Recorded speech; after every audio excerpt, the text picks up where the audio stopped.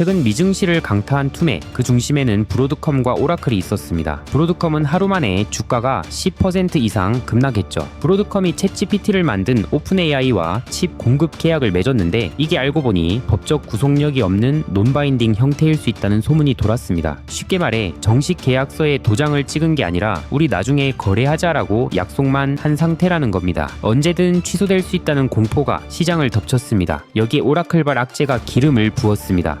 오라클 내부 소식통에 따르면 오픈AI를 위한 거대 데이터 센터 완공이 당초 2027년에서 2028년으로 1년이나 밀릴 수 있다고 합니다. 이유는 너무나 현실적입니다. 사람이 없고 전기가 모자라서 못 짓는다는 겁니다. 이 소식의 시장은 역시 AI 인프라는 끝물인가 라며 공포에 질려 던지기 시작했습니다. 상황이 얼마나 아이러니한지 보려면 2008년 리먼 브라더스 사태로 막대한 돈을 번 비관론자 마이클 버리의 말을 들어봐야 합니다. 그는 현재 시장을 과열후 급락 직전이라고 진단하면서도 정작 공매도는 추천하지 않는다고 밝혔습니다. 거품은 맞지만 AI를 향한 매수세와 광기가 어디까지 갈지 도저히 예측할 수 없다는 겁니다. 결국 정리하면 이렇습니다. 마이클 버리는 AI 수요는 여전히 폭발적이라고 봅니다. 하지만 오라클은 현실적으로 땅과 전기가 없어서 건물을 못 짓는다고 합니다. 수요는 넘치는데 공급이 꽉 막힌 상황. 이 답답한 병목 현상 속에서 갈 곳 잃은 막대한 자금은 어디로 향하고 있을까요? 바로 지구 밖 우주입니다.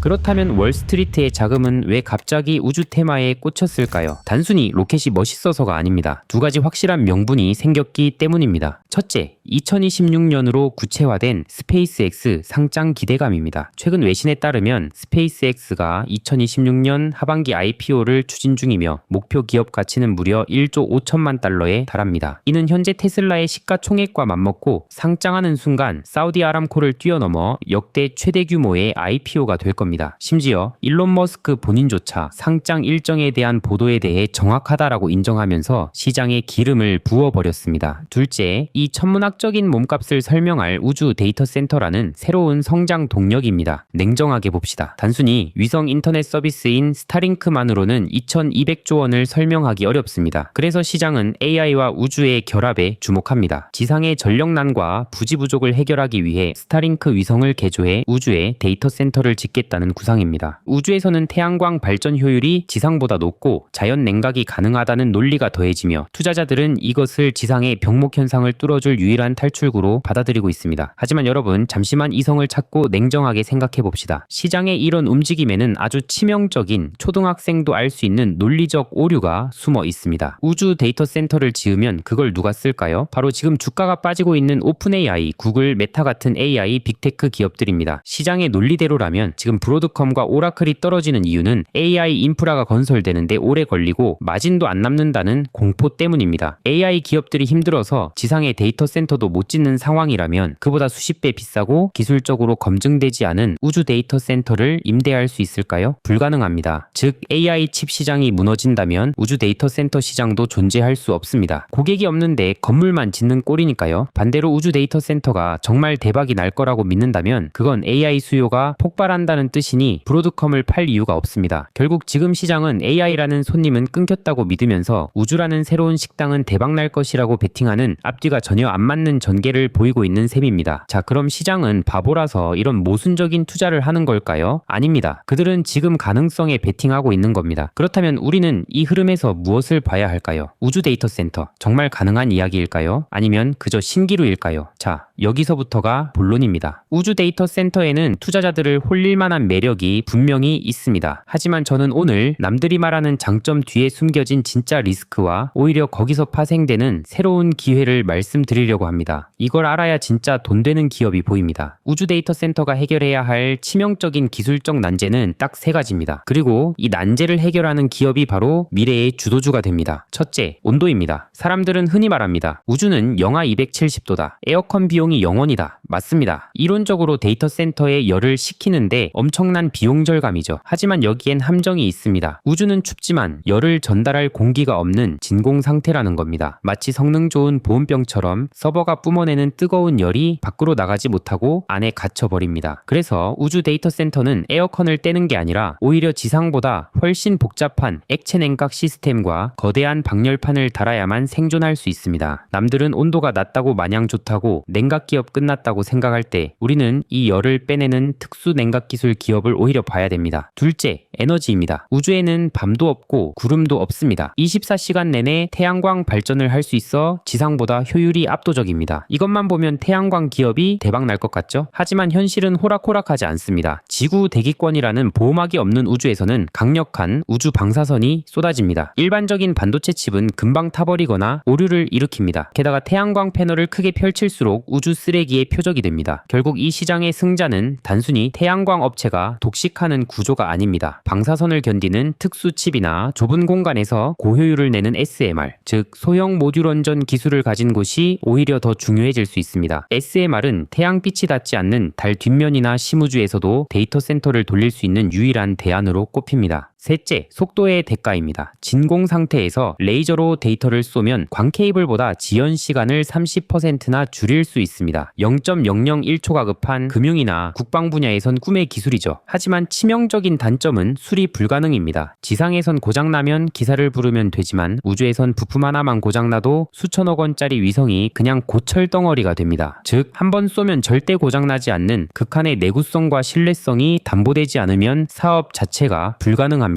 정리하자면 이렇습니다. 지금 시장의 자금은 화려하게 쏘아 올리는 로켓에만 쏠려 있습니다. 하지만 우주 데이터 센터가 진짜 돈이 되려면 진공에서 열을 식히고 방사선을 버티며 고장나지 않는 기술이 반드시 선행되어야 합니다. 이 기술들은 우주에서만 쓰이는 게 아닙니다. 지상의 AI 데이터 센터에서도 그대로, 아니 더 절실하게 쓰입니다. 즉, 기존의 전력 냉각 주도주들은 우주 시대에도 여전히 주인공이 될 수 있다는 얘기죠. 진짜 금맥은 남들이 보지 않는 이러한 문제 해결 섹터에 숨어 있습니다. 그렇다면 진짜 순수 우주 기업들 사이에서는 어떤 포인트가 중요해질까요? 빅테크들이 우주에 수만 개의 위성을 띄울 때 절대 피할 수 없는 두 가지 필수 관문이 있습니다. 하나는 우주의 데이터를 받아내는 톨게이트, 바로 지상 안테나입니다. 위성이 아무리 레이저로 데이터를 쏘고 난리를 쳐도 결국 그 데이터를 지구로 내려받지 못하면 무용지물입니다. 하늘에 위성이 많아질수록 지상에서는 더 빠르고 정교하게 신호를 잡는 고성능 안테나가 기하급수적으로 필요해집니다. 또 하나는 바로 AI 영상 분석입니다. 위성이 지구 사진을 수백만 장 찍어와도 그게 그냥 파일이면 아무 가치가 없습니다. 거기서 어디에 미사일이 있고 어디에 유전이 있는지를 순식간에 찾아내는 AI 분석 능력이 있어야 비로소 돈이 됩니다. 즉, 하드웨어가 아니라 소프트웨어 능력을 가진 회사가 진짜 알짜배기란 거죠. 자, 그렇다면 이 핵심 기술을 완벽하게 갖춘 기업은 과연 어디일까요? 이 기업들에 대해서는 제가 과거에 아주 심층적으로 분석해둔 영상이 있습니다. 단순 테마주가 아니라 숫자와 기술력으로 증명하는 진짜 우주 기업을 찾고 계신다면 지금 화면에 나오는 이 영상을 시청해 주시기 바랍니다. 우주 투자에 대한 시야가 확 트이실 겁니다. 솔직히 말씀드리면 우리가 오늘 이야기한 우주 데이터 센터 아직은 꿈의 영역에 가깝습니다. 지금 당장 우주에 거대한 서버실이 둥둥 떠 있는 건 아닙니다. 스타클라우드의 CTO는 지상보다 10배 효율적인 전력 이용이 가능하지만 비용은 100배 비싸다며 우주 데이터 센터는 아직 실험실 단계라고 평가했습니다. 어쩌면 지금의 이 열기는 2026년으로 예정된 스페이스X 상장이라는 거대한 이벤트 때문에 시장이 잠시 흥분해서 만든 신기루일 수도 있습니다. 하지만 여러분, 우리가 이걸 공부하는 이유는 언젠가 반드시 올 흐름이기 때문입니다. 미리미리 공부해서 미래의 인사이트를 충전해 놓은 사람만이 진짜 기회가 왔을 때 가장 먼저 그 흐름에 올라탈 수 있습니다. 화려한 로켓 발사 장면 뒤에 숨겨진 진짜 돈이 되는 기술 기업들을 주목하시길 바랍니다. 그리고 오늘 같은 섹터 변화의 경우 앞으로 중요한 변곡점을 지날 때마다 텔레그램에서 바로바로 알려드리겠습니다. 여러분도 아시잖아요. 중요한 이슈들 이런 건 유튜브 영상으로 대응하기엔 너무 늦습니다. 유튜브는 영상을 만드는데 시간이 걸리지만 텔레그램은 제가 시장을 보는 순간 바로 공유할 수 있거든요.